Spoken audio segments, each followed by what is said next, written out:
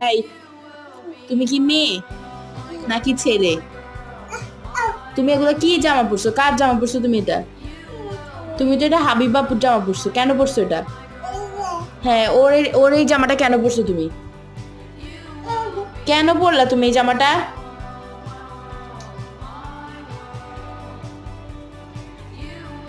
কেন পরছো দেখি? তুমি ওর জামা কেন পরছো?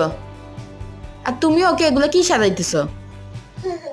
টিপ কেন দিছো ওকে? এই, টিপ কেন দিছে? তুমি ছেলে বেবি না? তুমি এগুলো কেন নষ্ট করছো? আমার আমার টিপগুলো উঠাও, এক্ষুনি উঠাবা, সুন্দর করে উঠাও।